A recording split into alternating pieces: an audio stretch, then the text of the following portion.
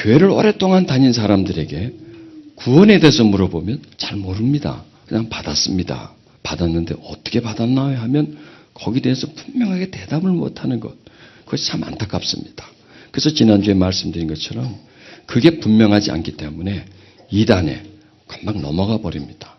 왜냐하면 확립이 되어 있지 않기 때문에 누군가가 와가지고 막 확신 있게 얘기하고 막 저쪽으로 얘기하면 분명하지 않기 때문에 쉽게 넘어가 버린다는 거죠. 그리고 또 구원론이 확실치 않으니까 믿다가 믿음에서 그냥 떠나가 버립니다. 시험 들면 아이 그냥 교회 싫다. 어떤 사람에게도 시험 들면 그 사람 싫다. 물론 우리가 신앙생활 하다 보면 목사도 싫을 때가 있고요. 함께 신앙생활하는 교인도 싫을 때가 있지요. 그러나 사람이 싫다고 해서 하나님까지 떠날 수 없지 않습니까? 정말 그렇다면 내가 다른 데 교회를 옮긴다든지 어떻게 이렇게 해서 내가 믿음 생활을 계속해 나가야 되는데 사람이 걸림돌이 돼서 넘어가는 분들이 참 많습니다. 왜 그럴까? 그게 바로 우리들에게 확실하고 뚜렷한 구원관이 또 하나님과 나와의 관계가 친밀해져 있지 않기 때문에 사람에게 넘어지고 환경에 넘어지고 어떤 상황에 넘어지고 실족하고 물론 우리가 신앙생활하면서 그냥 고속도로 같이 쭉 갈 수는 없겠죠. 가다가 좀 쓸 때도 있고 그러니까 시간을 지체할 수도 있지만 그러나 계속은 가야 되는데 가다가 그냥 샛길로 빠져버린다든지 하면 이것은 큰 손실이라는 겁니다. 오늘 말씀도 우리에게 그런 부분에 대해서 은혜가 무엇이냐, 믿음이 무엇이냐, 구원이 무엇이냐 이 부분에 대해서 확실하게 말씀해 주실 것입니다. 제가 아니고 하나님께서 제 입을 통해 여러분들에게 말씀해 주시기를 바랍니다. 오늘 성경 말씀은 에베소서 2장 11절에서 2장 22절까지입니다. 여러분 가능하시면 오늘 들은 말씀을 한번 집에 가셔서 읽어보시고요. 글로 한번 써보세요. 그러면은 제가 전달하는 말씀이 되새김질 하듯이 여러분에게 더 다가올 것입니다. 자, 우리 같이 성경을 읽죠. 네, 책을 보고 읽으려고 하니까 자꾸 왔다 갔다 하더라고요. 그래서 하나로 놓고 읽으면 한 목소리가 나올 것 같아서 이렇게 여러분 앞에 비췄습니다. 자, 그러므로 생각하라. 오늘 설교 제목은 생각하라라고 하는 제목입니다. 그래서 이것만 딱 생각하시면 되겠습니다. 너희는 그때에 육체로 이방인이요 손으로는 육체에 행한 할례당이라 칭하는 자들에게 무할례당이라 칭함을 받는 자들이라. 조금 쉬세요. 조금 쉬었다 가세요. 너무 하면 숨가쁩니다. 자, 그때 너희는 그리스도 밖에 있었고 이스라엘 나라 밖에 사람이라 약속의 언약들에 의하여 외인이요 세상에서 소망도 없고 하나님도 없는 자이더니 이제는 전에 멀리 있던 너희가 그리스도 예수 안에서 그리스도의 피로 가까워졌느니라. 그는 우리의 화평이신지라 둘로 하나를 만드사 중간에 막힌 담을 허시고 원수된 것 곧 의문에 속한 계명의 율법을 자기 육체로 폐하셨으니 이르니 둘로 자기 안에서 한 세 사람을 지어 화평하게 하시고 또 십자가로 이 둘을 한 몸으로 하나님과 화목하게 하려 하심이라. 원수된 것을 십자가로 소멸하시고 또 오셔서 먼데 있는 너에게 평안을 전하고 가까운 데 있는 자들에게 평안을 전하셨으니 이는 저로 말미암아 우리 둘이 한 성령 안에서 아버지께 나아감을 얻게 하려 하심이라. 그러므로 이제부터 너희가 외인도 아니요 손도 아니요 오직 성도들과 동일한 시민이요 하나님의 권석이라. 너희는 사도들과 선지자들의 터 위에 세우심을 입은 자라. 그리스도 예수께서 친히 모퉁이 돌이 되셨느니라. 그의 안에서 건물마다 서로 연결하여 주 안에서 성전이 되어가고 너희도 성령 안에서 하나님의 거하실 초소가 되기 위하여 예수 안에서 함께 지어져 가느니라. 아멘. 좀 말씀이 길기 때문에 어디가 포인트인지를 잘 모를 수가 있습니다. 그런데 이 말씀은 세 단락으로 구별되어 있습니다. 우리들의 과거와 우리들의 현재와 우리들의 미래입니다. 자, 우리들은 자신의 개인사에 대해서는 잘 알고 있습니다. 내가 몇 년도에 태어났고 또 남자들 같은 경우에는 또 몇 년도 군대 갔고 잘 알죠. 언제 제대했고 또 결혼했고 여자분들도 역시 언제 시집 갔고 어느 결혼식장에서 주례는 누구였고 처음 신혼 살림을 연대는 어디고 뭐 아이는 언제 낳고 뭐 이렇게 쭉 자기가 지금까지 살아온 부분에 대해서는 히스토리를 잘 알고 있죠. 그렇죠. 그리고 또 현재 내가 뭘 하고 있고 어느 직장에 다니고 있고 뭐 이런 것도 잘 알고 있고 또 뭐 앞으로 뭐 5년 후에 10년 후에 뭐 확실하게 모르지만 뭐 이렇게 되어갈 것이다. 이렇게 살아갈 것이다. 어느 정도 또 우리는 미래 계획을 어느 정도 또 세우고 있지 않습니까? 우리는 자기 자신의 그 히스토리는 지나온 것과 현재와 미래는 어느 정도 파악을 하고 있지만 정작 못하는 부분이 있는데 뭐냐면 우리의 내적인 부분, 우리의 영적인 부분, 즉 육신적이고 혼적인 건 알고 있지만 우리의 영혼에 관한 과거, 우리 영혼의 과거, 우리 영혼의 현재, 우리 영혼의 미래에 대해서는 잘 모르거나 또 잘 알려고 하지 않다는 것입니다. 우리는 그것을 분명히 알아야 됩니다. 교회 열심히 다녀도 그게 의미가 없습니다. 그냥 열심히 다니는 것뿐이라는 겁니다. 정말 내가 과거에 누구였고 어땠었고 이제 영적인 부분을 얘기합니다. 지금 내가 어떤 존재고 또 앞으로는 장차 어떻게 될 것인가 이 부분에 대해서 우리가 모른다면 너무나 이것은 한심하다 그럴까요? 참 미련하다 그럴까요? 우리는 그것을 분명히 알아야 된다는 겁니다. 그런데요, 그걸 누가 가르쳐 주겠습니까? 나의 외적인 이야기는 내가 알고 내가 모르면 우리 어머니가 나한테 얘기해 줄 수 있겠지만은 나의 내적인 내 영혼의 과거의 상태, 오늘의 상태, 내일의 상태 이 상태는 가르쳐 줄 존재가 없다는 겁니다. 성경만이 그것을 우리에게 가르쳐 주고 있는데 에베소서는 말씀 속에 이렇게 탁탁탁 구분되어서 아주 조직적으로 아주 과학적으로 분명하고 뚜렷하게 우리에게 쏙쏙 들어오게끔 네가 이랬었다. 그런데 네가 지금 이렇다는 거고 또 이러한 너는 지금 이러한 진행 과정을 통해서 이렇게 되어간다. 이걸 우리에게 가르쳐 준다는 겁니다. 여러분, 우리의 그 과거 정말 비참한 존재였습니다. 죄인이었습니다. 기댈 곳이 없는 사람이었습니다. 우선 이것은 영적인 것입니다. 내가 누구인지도 몰랐습니다. 내가 뭘 해야 되는지, 내가 어디로 가는지, 내 삶의 마지막은 어딘지, 그 죽음 이유는 뭐가 있는지 우리는 전혀 몰랐다는 겁니다. 상당히 비참한 상태로 있었는데 그 비참한 상태를 우리는 몰랐다는 겁니다. 우리는 알았나요? 여러분 옛날에 여러분이 자기 자신이 누구인지 알았나요?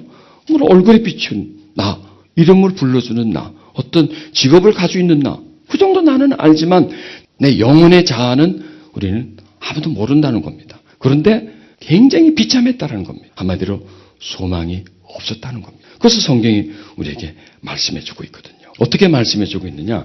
우리는 허물과 죄로 죽어 있었다는 거예요. 과거에 우리는 분명히 살아있는데 지금보다 더 건강했었는데 더 팔팔했었는데 성경은 우리 보고 너는 죽어 있었다는 겁니다. 육신을 말하는 것이 아니라 우리의 영혼을 말하는 겁니다. 그런데 그게 뭐로 죽었느냐? 허물과 죄로 죽어 있었다는 겁니다. 그리고 우리는 세상의 풍습을 따랐고 세상의 불순종의 영을 우리는 따라갔다는 겁니다. 공중권세를 잡은 자의 종이었다는 겁니다. 과거에 나는 분명히 자유인이었는데 날 보고 종이라는 거예요. 껴있었다는 겁니다. 죄의 종이라는 겁니다. 죽음의 종이라는 겁니다. 나는 몰랐습니다. 종이었는지. 여러분 자기 자신이 과거에 종이었다는 걸 아니었기 때문에 모른다는 겁니다. 성경 그걸 가르쳐 줍니다. 그래서 성경을 통해서 나의 과거를 볼 때 분명히 나는 허물과 죄로 죽은 자였다는 겁니다. 공중권세에 잡은 어둠의 영의 종이었다는 겁니다. 그리고 어디로 가야 할지도 모르고 뭐가 뭔지도 모르고 그냥 세상 따라 살았고 살고 싶은 대로 살았고 남이 사는 거 보고 흉내내면서 살았던 그런 존재였다는 겁니다. 그리고 분명한 것은 뭐냐? 본질상 진노의 자녀라는 겁니다. 진노받을 자녀라는 겁니다. 죽을 수밖에 없는 자녀라는 겁니다. 그리고 성경 우리 보기에 이방인이요 그리스도 밖에 있었고 예수님과 우리는 전혀 관계가 없었습니다. 알기는 알았습니다. 여러분 우리가 하나님의 자녀가 되기 전에 하나님을 알았습니다. 동해물과 백두산이 마르고 닳도록 하나님이 보호하사 알았습니다. 예수님이 누군지 알았습니다. 그런데 하나님 밖에 있었다는 거예요. 우리들은. 약속의 언약에는 외인이었고 소망이 없었고 하나님이 없는 자였다는 겁니다. 여기서 결론은 뭐냐? 없고 없는 자라는 겁니다. 하나님이 없다는 거예요. 여러분 다 있어도 하나님이 없으면 있는 거예요? 없는 거예요? 없는 거예요. 명예도 있고 건강도 있고 돈도 있고 다 있어도 하나님이 없으면 없다는 겁니다. 성경은 우리에게 너는 과거에 없었다는 겁니다. 생명이 없었다는 거예요. 생명이. 죽을 수밖에 없는 자였다. 이렇게 우리에게 선포해 준다는 겁니다. 여러분, 이 말씀을 통해서 자신을 볼 때 분명히 그렇다는 겁니다. 이것이 성경을 통한 깨달음입니다. 없었다는 겁니다. 하나님이 없었다는 겁니다. 하나님 밖에 있었다는 겁니다. 그건 죽음입니다. 살아있지만 죽음입니다. 영원한 죽음이라는 겁니다. 없었고 없었고 없었고 여기 보면 있는 것은 하나도 없습니다.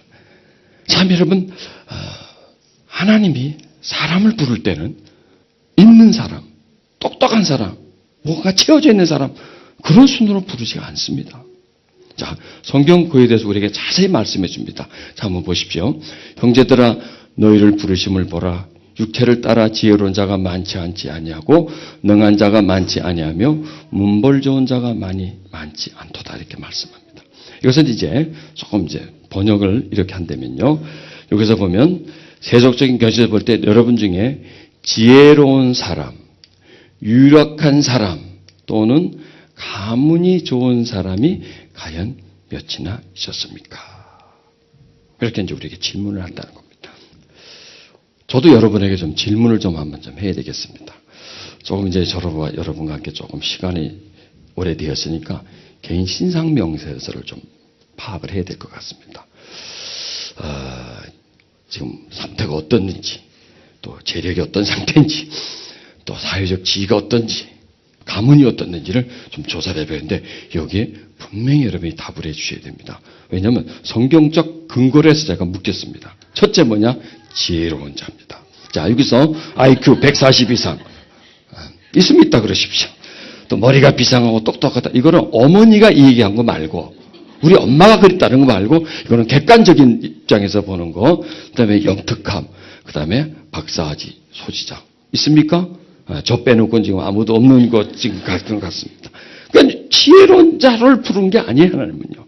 그 다음에 유력한 자. 자, 유력한 자면 정치, 경제에 영향력이 있는 자입니다. 장차관 혹시 있습니까? 국장, 서기관, 국회의원, 시의원, 구의원, 통장 자꾸 내려갑니다. 반상회장. 이것도 없어. 자, 그 다음에 이제 이게 없다면 그래도 조상 중에 좀 가문이 좀 좋다든지 한 것도 한번 조사를 또 해봐야 되겠는데요. 가문이 좋은 자입니다. 직계 조상입니다. 이거는 같은 성이라고 되는 게 아니고 정승, 판서, 현감, 종오품 이상, 참봉, 진사, 포절 있습니까? 말을 하는 거 없는 것 같습니다. 어떤 분이 이렇게 물으니까 저희 그 조상 중에 궁에 있었대요. 그래서 그러면 그것은 가문이 좋은데요. 궁에 혹시 왕족심이었더니 넷이었대라는 거예요. 자, 하나님이 우리를 부를 때는요. 없는 사람을 부릅니다. 물론 하나님 없지만은 그 중에서도 좀 힘들고 부족하고 약한 사람을 부른다는 겁니다. 말씀에 비춰보니까 정말 성경 말씀이 맞네요. 그렇죠? 너무나 정확합니다. 세상에서 사람을 뽑을 때는 성적순으로 뽑습니다. 그러나 하나님이 사람을 뽑을 때는 가장 힘든 사람부터, 부족한 사람부터, 약한 사람부터 하나님은 뽑으셔서 그 사람들을 붙잡아서 자신의 자녀로 삼는다는 겁니다. 허물로 죽은 우리를 그리스도와 함께 살리셨다는 겁니다. 살았다는 겁니다. 없었고 죽었고 그런데 우리를 살리셨고 십자가의 피로 제사함을 받았다는 것이고요. 성령님의 인치심을 우리가 받았다는 것이고요. 예수 안에서 하늘에 앉히셨다는 겁니다. 우리 분명히 바닥에 앉았는데 예수님은 어디에 앉아 계시나요? 하늘에 앉아 계시는데 우리 보고 하늘에 앉아 있다는 겁니다. 왜냐하면 어떤 시간적인 개념으로 보지만요. 하나님은 영혼 개념으로 봅니다. 우리가 예수의 제사함을 받고 성령님의 인치심을 받았으면 결국 하늘에 앉아 있을 것이기 때문에 성경은 하늘에 앉히셨다라고 표현한다는 겁니다. 그래서 은혜로 인하여 믿음으로 말미암아 구원을 받았다는 겁니다. 자, 지난주 우리의 구원이 믿음이냐 행위냐 무엇이냐였습니다. 믿음이라는 겁니다. 그러면 행위가 필요하지 않느냐? 하나님은 우리에게 행위를 요구하지 않습니다. 오직 우리는 믿음으로만이 하나님께 구원을 받는 것입니다. 그렇다면 행위에 대해서 자꾸 이 얘기하는 분이 있습니다. 좋습니다. 행위로 구원받는다. 믿음도 있지만 행위도 포함되어야 된다 하면 행위에 대한 근거를 얘기해 줘야 됩니다. 어디서부터 어디까지가 행위고 어느 선까지 해야 구원을 받는다라고 얘기해 줘야 됩니다. 그걸 내가 생각하면서요. 이런 깨달음이 옵니다. 자, 우리가 구원받는 것은 오직 예수 그리스도의 은혜입니다. 만약에 예수 그리스도의 은혜로 구원을 받지만은 행위가 필요하다면 어디까지 가야 되느냐? 예수 그리스도까지의 행위가 있다면 구원받습니다. 그분은. 은혜가 없어도 그분은 구원받습니다. 거기서 몇 가지는 빼야 되겠죠. 십자가에 죽는 거 빼고, 무리로 걷는 거 빼고, 나사로 살린 거 빼고, 하여튼 그런 거 좀 다 빼고 그가 살았던 삶의 모습을 그가 그대로 따라서 산다면 바로 그것이 행위로 구원을 받는 것입니다. 우리는 그렇게 할 수가 없습니다. 그렇다면 우리는 전적인 그분의 십자가의 보혈의 공로를 의지할 때, 믿을 때에 그 믿음으로 말미암아서 구원을 받는 것입니다. 그렇다면 그 믿음의 구성은 무엇이냐? 이걸 오늘 제가 설명해 드리려고 그래요. 우리들의 과거의 상태, 소망도 없었고 하나님도 없었고 진노의 자식이었고 이렇게 된 상태에서 그 다음에 두 번째, 예수 그리스도의 피로 가까워졌고 구원을 받았고 하나님의 자녀로 칭함을 받았고 이렇게 됐다는 겁니다. 그렇다면 처음에 그 A의 상태에서 B의 상태로 옮겨가는데 어떻게 가느냐 이거예요. 비참한 상태에서 B의 상태는 매우 아름다운 상태인데 그 상태로 어떻게 거기서 굴러 갈 수 있었느냐. 그 자리에서 그 자리로. 지금 겨울입니다. 나무는 잎을 다 벗어버리고 풀들이 다 말라서 누런 땅입니다. 그런데 조금 있으면 대지에 따뜻한 온기가 펼쳐지면 나무에서 잎이 나고 그 누런 땅에서 파란 새싹이 올라와서 온 대지가 푸르게 됩니다. 그런데 봄이 오지 않는데 계속 겨울이 진행되는데 나무 스스로 새순을 땅 스스로가 새싹을 올릴 수 있습니까? 못 올립니다. 봄이 와야 따뜻한 기운이 대지를 덮여줘야 생명의 기운이 가득 차야 나무에서 새순이 올라오는 것처럼 뭔가가 힘이 가해져야 그게 가능하다는 겁니다. 그렇다면 우리가 A의 상태에서 B로 올라올 때 무엇이 작용했느냐 이거예요. 1번 믿음이다. 2번 은혜다. 은혜가 작동했다는 겁니다. 하나님의 은혜라는 겁니다. 그 은혜가 A의 상태에서 B의 상태로 끌어올린다는 겁니다. 그럼 믿음은 은혜가 먼저입니까? 믿음이 먼저입니까? 가만히 한번 생각해 보십시오. 믿었더니 은혜가 왔습니까? 은혜가 오니까 내가 믿어집니까? 예, 답을 아시는군요. 은혜가 먼저 오는 거예요. 은혜가 오지 않으면 믿음은 일어날 수가 없습니다. 그러니까 우리는 믿음을 굉장히 소중하게 여겨요. 믿음으로 구원받는다. 믿음 굉장히 소중합니다. 그런데 믿음보다 더 소중한 것이 바로 은혜라는 겁니다. 왜냐하면 은혜를 통해서 믿음이 생겼기 때문이라는 거죠. 그런데 은혜를 못 받고도 은혜가 없어도 믿음이 있을 수도 있습니다. 막 배우는 겁니다. 그리고 내가 막 열심히 뭔가를 하는 겁니다. 그러면 어느 정도 믿음은 생길 수가 있습니다. 그러나 그것은 은혜가 빠진 믿음이다라는 겁니다. 이것을 우리가 분명하고 뚜렷하게 해놓지 않으면 우리는 헷갈린다는 겁니다. 믿음으로 구원받는다는 겁니다. 그러면 믿음의 근거는 뭐냐 이거예요. 어떻게 해서 믿음이 생겼느냐? 그리고 어떻게 해서 이 믿음이 계속 유지될 수가 있느냐? 역시 은혜라는 겁니다. 우리를 보고요. 성경 이렇게 말씀합니다. 너희는 선한 일을 위하여 지음을 받은 자다라는 겁니다. 이건 앞으로 될 일을 말하는 겁니다. 아까 A는 과거였고 B는 현재 상태고 지금 이거는 앞으로 될 일을 말합니다. 외인이나 나그네도 아닌 성도요 시민이요 하나님의 가족이다라는 겁니다. 사도들과 선지자의 터 위에 세우심을 입은 자다. 그리스도가 모퉁이 돌이 되셨다는 겁니다. 성령 안에서 하나님의 거하실 초소가 되기 위해서 예수 안에서 함께 지어져 가고 있다. 이게 지금 진행하고 있다는 겁니다. 그러면 A에서 B로 올라오는데도 역시 은혜였고 그 은혜가 믿음을 주은 거고요. 또 B에서 C로 예수 안에서 함께 지어져 가고 있는 앞으로 진행하는 과정도 역시 그 은혜를 믿을 때에 가능해진다는 겁니다. 이게 하나님의 일하시는데 순서입니다. 그래서 우리에게 정말 필요한 것이 바로 은혜라는 겁니다. 은혜. 하나님의 은혜. 하나님의 은혜. 여러분, 구원은 믿음으로 받죠. 오직 믿음으로 받습니다. 그럼 믿음의 중심이 무엇이 있어야 될까요? 은혜입니다. 은혜. 나를 구원하신 은혜. 나는 아무것도 아니었는데, 나는 없었는데, 근데 그럼 나한테 하나님이 있어. 그런데 그게 내 어떤 행위가 아니고 내 열심이 아니라 은혜라는 거예요. 거둬줬다는 거예요.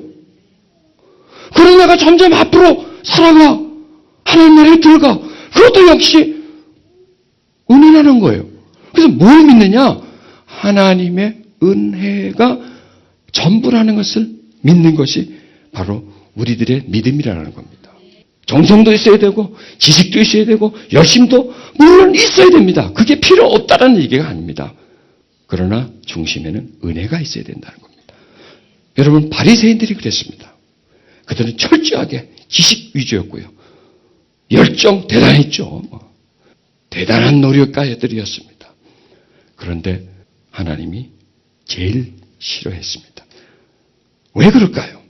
자기들은 남들에 비해서 반듯하니까, 죄를 안 지으니까, 하나님 지어도 조금밖에 안 지으니까 다른 사람을 향해 막 비난합니다. 공격합니다. 그걸 하나님이 제일 싫어한다는 겁니다. 여러분 죄에 대해서 좀 한번 공부를 좀 해보십시다. 죄는 크기가 분명히 있습니다. 그렇죠? 큰 죄, 작은 죄. 큰 죄는 어떤 종류일까요? 살인, 방화, 은행강도, 공문서 위조, 폭행, 치사, 마약 밀매, 형사법 위반으로 2년 이상 구금에 해당하는 죄가 큰 죄라고 칠 수 있습니다. 작은 죄는 뭐냐? 이거는 형사법 위반도 아니고 뭐 쇠고랑을 차는 것도 아니고 그냥 우리끼리 일어나는 일들입니다. 거짓말, 미움, 비방, 시기, 부부싸움. 이것도 뭐 죄인데 이거 뭐 별로 큰 죄가 아니지 않습니까? 우리 다들 그렇게 하고 있지 않습니까? 또 뭐 교통 위반 이런 죄가 아닙니다. 여러분 우리는 이렇게 큰 죄, 작은 죄 나눕니다. 내가 생각할 때 저거는 큰 죄야. 이거는 그냥 넘어갈 수 있는 거야. 저거는 하나님이 크게 나무랄까? 이거는 하나님이 그냥 적당히 봐주실 거야. 이거는 우리가 생각하는 겁니다. 그렇다면은 우리가 생각하는 것만큼 하나님도 그렇게 생각할까요? 여러분 죄는 큰 죄, 작은 죄 없습니다. 무조건 죄는 죄입니다. 어떤 사람이 교통위반을 많이 해서 딱지를 100장을 끊었습니다. 어떤 사람은 정말 철저하게 운전을 했지만 딱 한 장 끊었습니다. 여러분 딱지 한 장 끊은 사람이 100장 끊은 사람을 향하여 비난하면 그게 가능한 겁니까? 나는 한 장 끊는데 너는 100장 끊었냐? 물론 사람들끼리는 그럴 수 있습니다. 그러나 하나님 볼 때는 100장을 끊었든 한 장을 끊었든 죄인이라는 겁니다. 그다음 또 죄 또 여러 가지가 또 있죠. 죄는 또 알고 짓는 죄, 모르고 짓는 죄. 알고 짓는 죄는 죄가 되는지 알면서 뻔하게 습관적으로 우리가 짓는 죄를 알고 짓는 죄, 모르고 짓는 죄, 무의식 중에 죄를 짓는 죄. 그러면 하나님이 볼 때 알고 지었으니까 이놈, 모르고 지었으니까 그래 불쌍하다 이럴까요? 아닙니다. 알고 짓든 모르고 짓든 죄는 죄입니다. 바리새인들이 그래도 세리나 창기보다 죄를 짓지 않기 때문에 그들을 비난합니다. 그런데 하나님도 그들을 비난했습니까? 그러지 않다라는 겁니다. 그들을 불쌍히 봤다는 겁니다. 왜 하나님은 바리새인들을 예수님이 싫어했습니까? 죄를 짓고 안 짓고를 떠나서 비난하고 저 사람들은 죄인이고 나는 의롭다는 겁니다. 바로 자신을 의롭다고 여기고 바리새인들은 행위로 구원받는다는 거예요. 우리만이 천국에 갈 수 있다라고 그들은 여겼습니다. 왜? 자신들의 행위가 반듯했기 때문입니다. 그러나 그것은 사람들 앞에만 그랬다는 겁니다. 바리새인들이 싫어하는 세리나 창기는 예수님이 찾아가서 그들을 불러주십니다. 그게 바로 은혜라는 겁니다. 여러분, 누구를 믿느냐가 중요한 것이 아닙니다. 어떻게 믿느냐가 중요한 것이 아닙니다. 우리의 믿음에 은혜가 있느냐 없느냐가 굉장히 중요합니다. 은혜가 중심 속에 있지 않는 믿음은 그 믿음은 병든 믿음이라는 겁니다. 그래서 우리들의 믿음이 점점 병들어 간다는 겁니다. 은혜로 시작한 믿음인데 은혜로 계속 진행하기보다는 은혜로 시작했는데 점점 우리는 거기다가 뭐 어떤 행위를 자꾸 의식하고 은혜로 시작했지만 그것을 행위로 구원받는다라고 인식을 하기 때문에 우리의 믿음이 흔들리고 병들어진다는 겁니다. 여러분 자동차의 연료가 떨어지면 스톱이 됩니다. 그럼 자동차는 무엇이냐? 믿음입니다. 연료는 무엇이냐? 은혜입니다. 연료가 계속 공급될 때 자동차가 비로소 제 역할을 하는 것처럼 우리 믿음도 은혜가 중심이 된 믿음. 무엇이 우리를 구원시켜 주느냐? 은혜가 있는. 나는 전혀 하나님의 자녀될 자격이 없는데 은혜로서 자녀가 됐고, 나는 전혀 내 죄를 스스로 사할 수 없는데 은혜로서 내 죄가 사해졌고, 내가 성령님의 인치심을 받을 자격이 없는데 은혜로서 그분이 나에게 일을 쳐줘서 내가 구원을 받았다는 것. 이걸 기억하라는 겁니다. 오늘 첫째 주제는 뭐라 했습니까? 생각하라. 기억하고 잊어버리지 말라라는 겁니다. 여러분, 신명기의 주제는 역시 기억하라는 겁니다. 그런데 안타깝게도 이스라엘 백성들은 그때는 기억하고 있었는데 시간이 지나가자 잊어버렸습니다. 그래서 이스라엘이 멸망하는 겁니다. 이런 우를 다시 범하지 말아야 된다는 겁니다. 내 하나님 여호와께서 이 40년 동안에 너로 강의 길을 걷게 하신 것을 기억하라. 너를 낮추시고 너를 시험하사 내 마음이 어떠한지 그 명령한지 아니지 알리하십니다. 내 하나님 여호와를 기억하라. 그가 내게 재물을 얻을 능을 주셨습니다. 이같이 하시면 내 열조에게 맹세하신 언약이 오늘같이 이루게 하려 하십니다. 왜 나만 읽습니까? 여러분 입을 두고 오셨습니까? 우리 같이 읽죠. 너는 애굽 땅에서 종되었던 것과 내 하나님 여호와께서 너를 속하였음을 기억하라. 그를 인하여 내가 오늘날 이같이 내게 명하노라. 너는 애굽에서 종이 되었던 일과 내 하나님 여호와께서 너를 거기서 속량하신 것을 기억하라. 이 이름으로 내게 이 일을 행하라 명하노라. 여러분 보십시오. 하나님이 이렇게 해라, 이렇게 해라 요구하지 않고 뭐 하라는 거예요? 기억하라는 거예요. 기억하고 있으라는 거예요. 계속 내가 너에게 했던 것을 기억하라. 내가 너에게 뭘 했으니까 너는 나한테 뭘 해라가 아니에요. 기억하고 있으라는 거예요. 잊어버리지 마라. 내가 너에게 해준 것을 잊어버리지 마라. 이집트에서 나올 때 그들이 뭘 했나요? 홍해바다를 가리기 위해서 물을 폈나요? 아무것도 안 했습니다. 먹을 것이 없는데 하늘에서 내려오고 마른 반석에 물이 나오고 그들이 한 게 아무것도 없이 하나님 해주셨습니다. 이걸 기억하라는 거예요. 니들이 나온 거, 니들이 한 게 하나 없고 광야를 살아온 거, 니들이 하나도 없는 거, 이걸 좀 기억만 하라는 거예요. 너무나 쉬운 겁니다. 사람들은 그걸 잊어버렸다는 겁니다. 그래서 사람은 은혜는 물에 새기고 원수는 돌에 새긴다. 이스라엘 백성들이 이걸 기억만 하고 있었다면 딴 길로 가다가 이러면 안 되지 하고 바로 오게 됩니다. 그런데 기억을 망각하다 보니까 딴 길로 가다가 계속 가자 하고 가버리는 거예요. 이걸 망각하니까. 우리도 마찬가지입니다. 이걸 우리는 항상 기억하고 있어야 됩니다. 기억하지 않으면 우리는 딴 길로 가게 됩니다. 자, 그러면 어떻게 되는 상태가 구원을 못 받나요? 그걸 우리는 발견해야 된다고요. 어떻게 하면 구원을 받아요? 어떻게 하면 구원을 못 받느냐? 성경 말씀 속에 아주 중요한 말씀입니다. 같이. 그러므로 내가 너에게 이르노니 사람이 모든 죄와 해방은 사하심을 얻되. 자, 여기서 분명히 말씀. 모든 죄와 해방은 사하심을 얻는다는 겁니다. 어떤 죄든지 다 사해 주신다는 겁니다. 그런데 그 어떤 죄를 사해 주는 근거가 뭡니까? 은혜죠. 죄를 사해 주려면 죄값을 내가 갚아야 죄를 사함을 받는데 못 갚아 우리 죄는. 그래서 예수님이 십자가에 못 박히신 거란 말이에요. 우리가 스스로가 내 죄를 내가 어떻게 어떤 공로로서 행위로서 내 죄를 갚을 수가 지울 수가 있다면 십자가에 못 박힐 필요가 없습니다.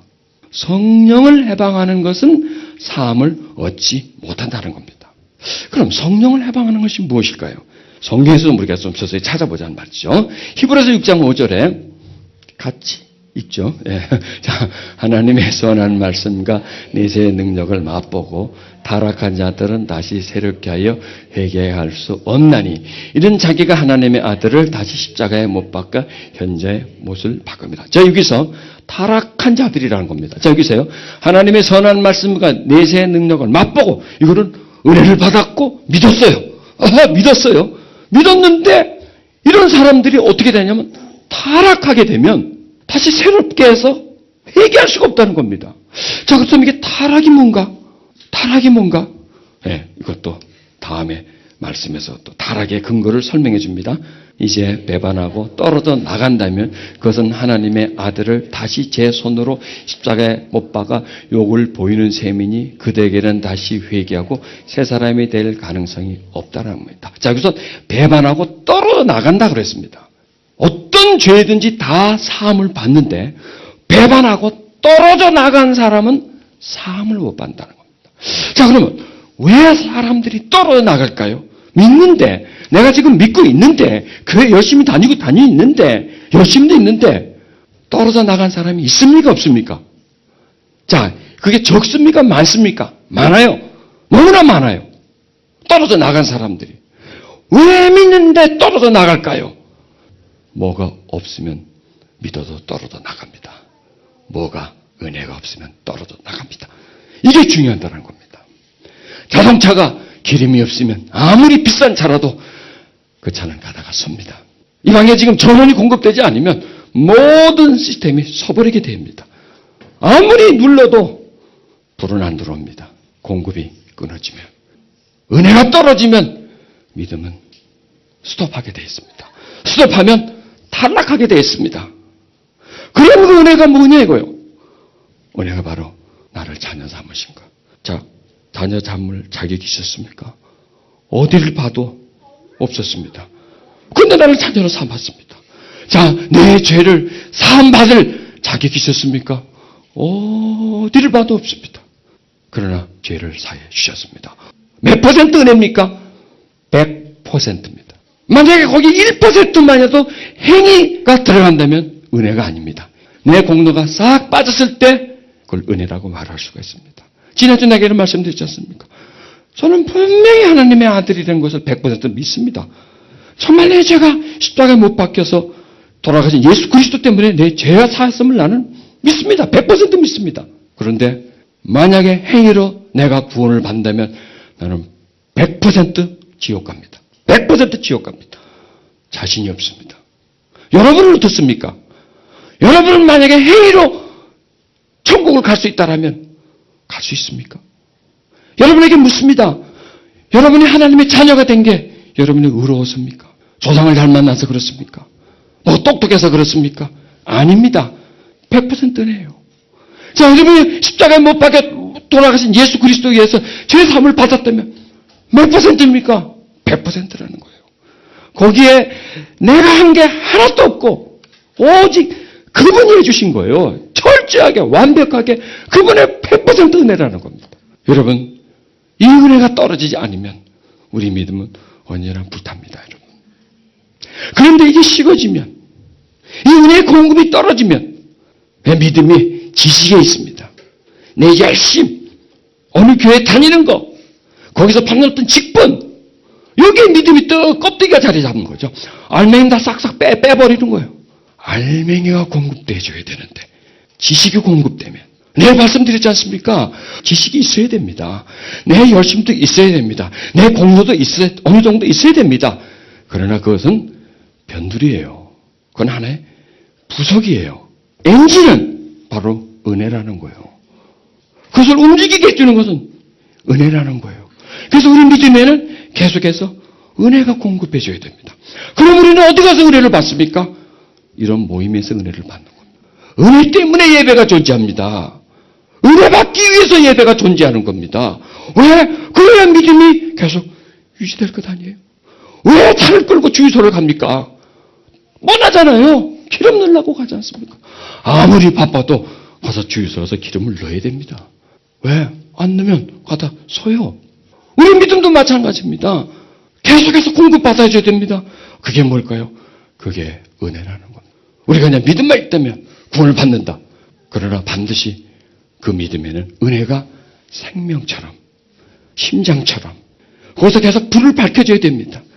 그래야 믿음이 껍데기 믿음이 아니라 알찬 믿음이 된다는 겁니다. 이겁니다. 오늘 제가 여러분과 함께 나눌 말씀. 우리는 은혜가 있어야 된다는 겁니다. 또 우리는 은혜를 받아야 된다는 겁니다. 그리고 우리는 은혜를 상기해야 된다는 겁니다. 어떤 사람이 구원을 받습니까? 마태복음 15장 말씀으로 오늘 말씀을 마치겠습니다. 같이 읽자고 그랬는데 왜 안 읽습니까? 참 답답하네. 너희는 나를 떠나지 마라. 아멘.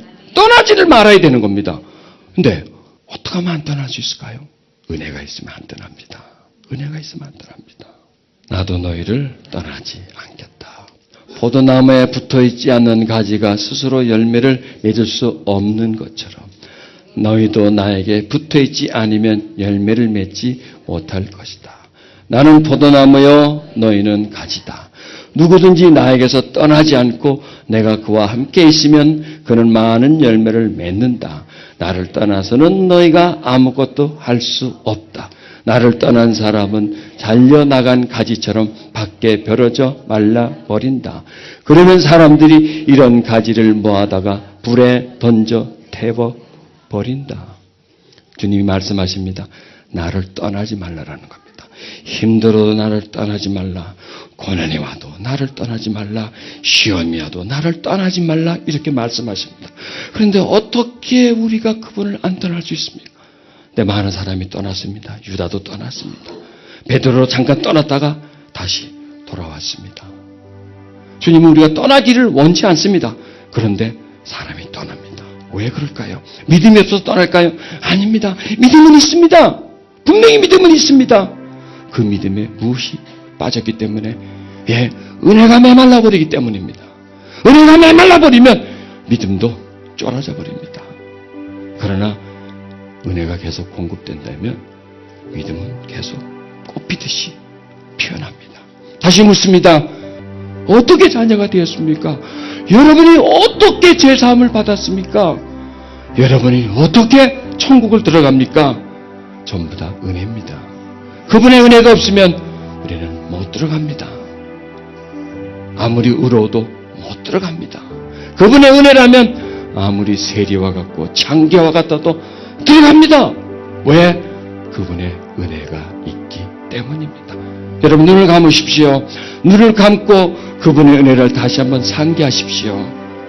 그분이 나에게 주신 구원을 다시 한번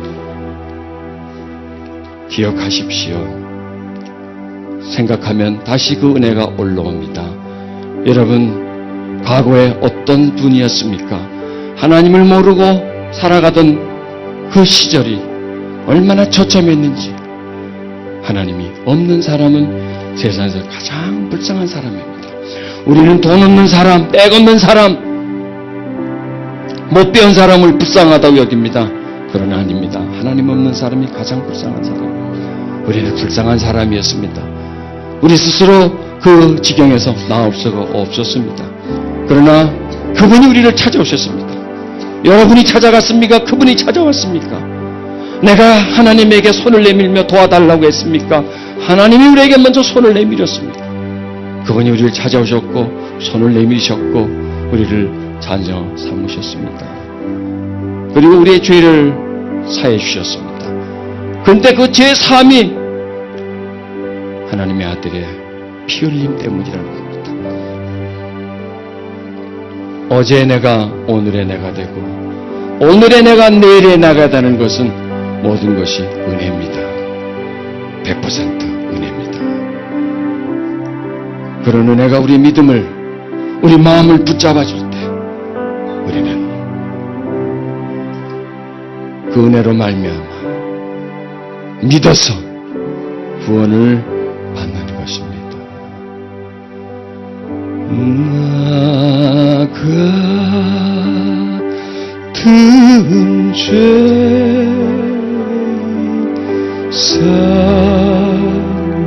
살리신 그 은혜 놀라워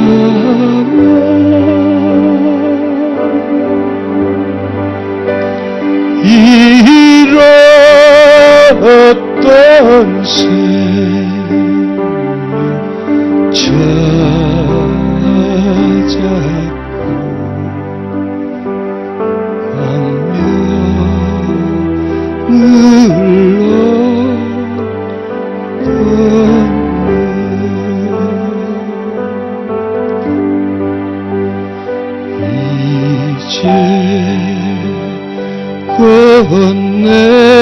내가 살고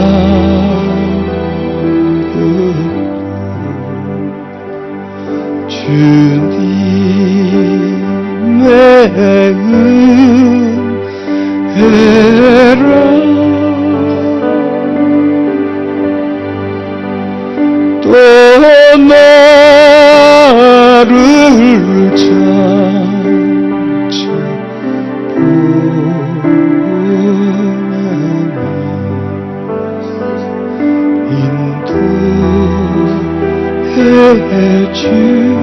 여러분 이 시간 다시 한번 신앙의 고백을 하십시오. 주여, 어둡던 나를 밝은 빛 가운데로 있게 하시는 하나님, 그것은 당신의 은혜요 당신의 공로입니다. 내가 한 것은 하나도 없었고 내 공로는 제로였습니다. 당신의 은혜로 내가 이 자리에 있습니다. 불러주셨기에 이 자리에 있습니다. 자녀 삼아 주셨기에 이 자리에 내가 있는 겁니다. 내 열심도 내 열정도 내 노력이 아닌 오직 당신의 은총으로 내가 여기 있나이다. 오늘 내가 새로운 믿음의 형태를 가지기를 바랍니다. 지금까지 내가 알고 있었던 믿음이 아니라 은혜가 중심이 된 믿음,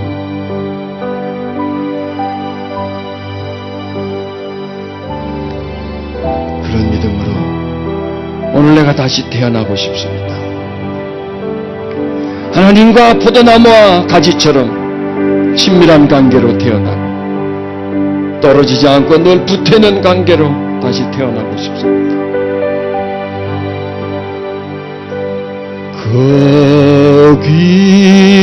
거기서 우리 영원히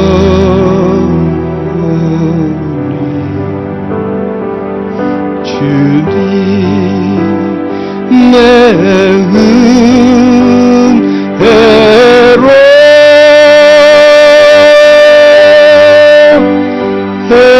해처럼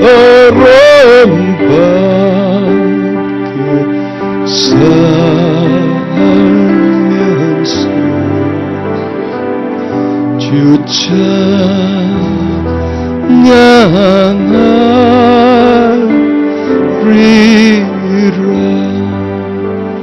여러분, 구원해 주신 은혜를 감사하십시오. 전혀 구원받을 수 없는 나, 스스로 이루어질 수 없는 나, 불가능한 나를 가능한 나로, 절망적인 나를 소망의 나로, 하나님 안에서 지어져가는 나로 만들으신 그 은혜를 감사드립니다.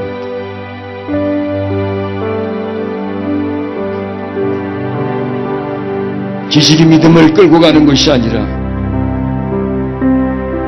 은혜만이 내 믿음을 세워주고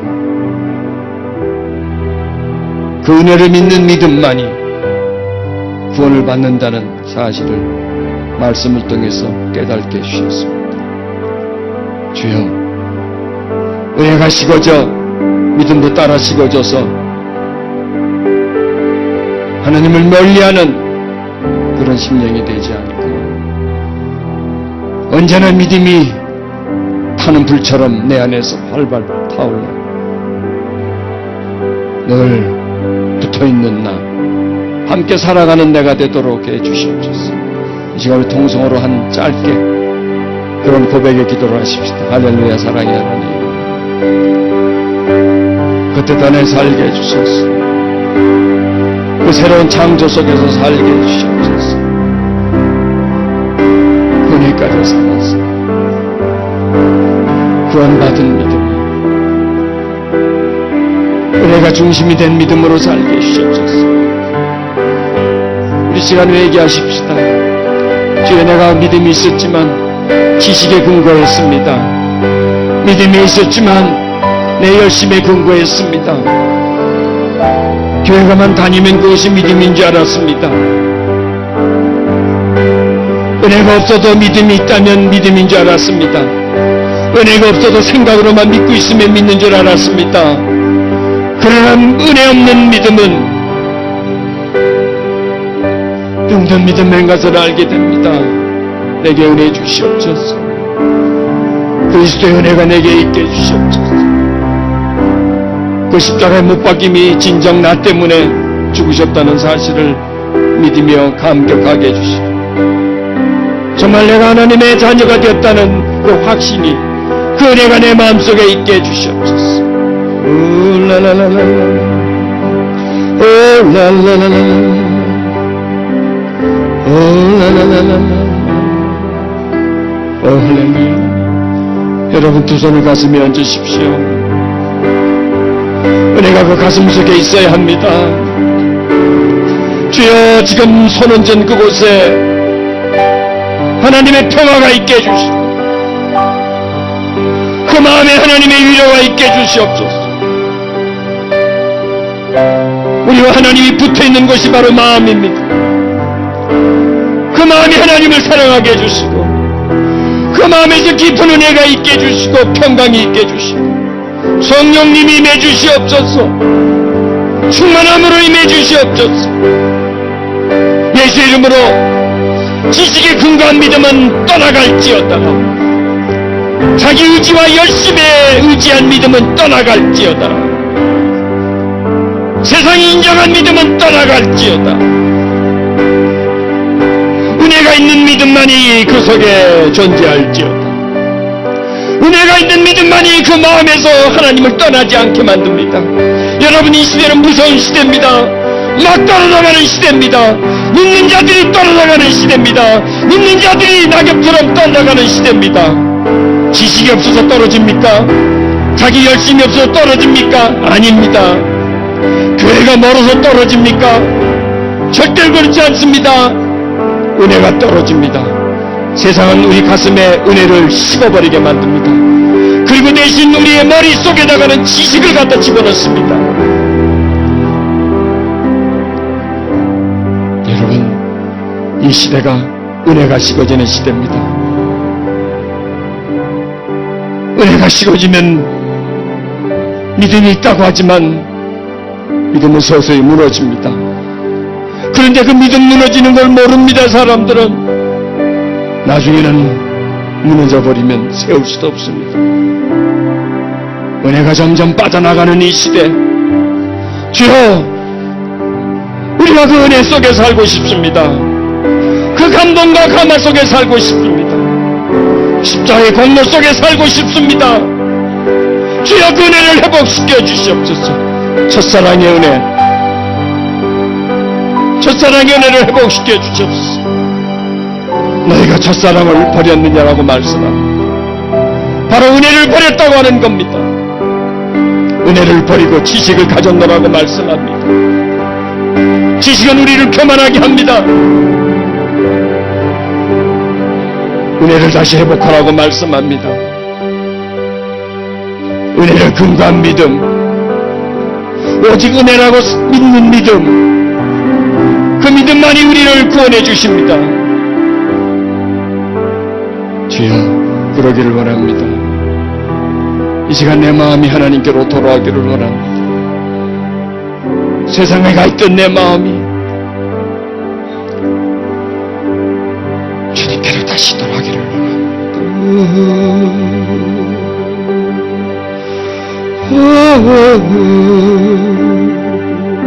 나 같은 죄인을 살려주신 그 하나님의 그 놀라운 은혜, 전혀 구원받을 수 없는 나에게 날 살리신 그 은혜, 주여, 그 은혜가 식어지지 않는 내가 되게 해주시고 예배를 통해서 언제나 은혜를 공급받게 해주시고 내 눈이 항상 촉촉하게 해주시고 내 마음에 항상 평강이 있게 해주시옵소서.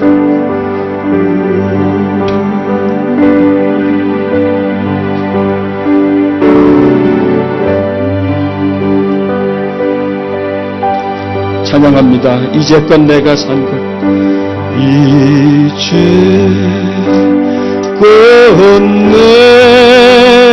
내가 산 주님의 은혜라, 주님 내 은혜로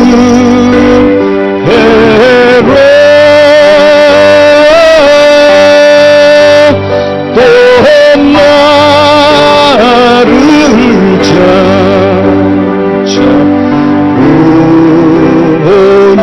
찬양해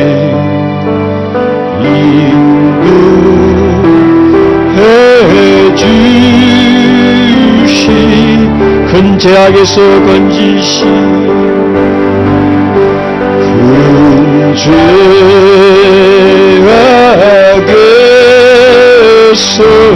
건지 주 내가 주 내고 나와 나 처음 믿은 것이다. 나 처음 믿은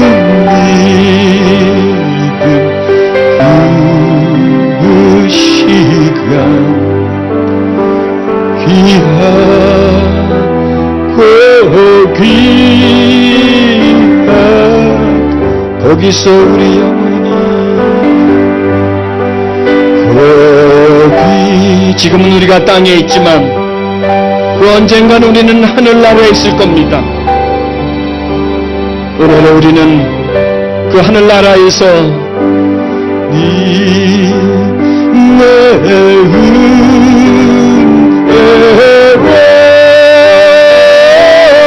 해처럼 밝게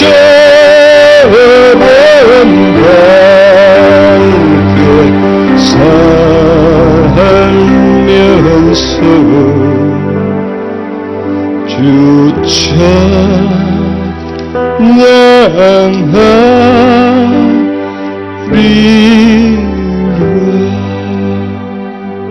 하나님 찬양하고 경배합니다. 오늘 우리를 통해서 우리를 구원하신 하나님 은혜를 다시 한번 상기하고 기억하게 해주심을 감사합니다. 너희는 기억하라. 너희는 잊지 말고 기억하라. 하나님 우리에게 큰 은혜를 베푸신 후에 이것을 하라가 아니라 기억하라는 겁니다. 여러분 살아가면서 기억하십시오. 기억하고 마음에 품고 사시기를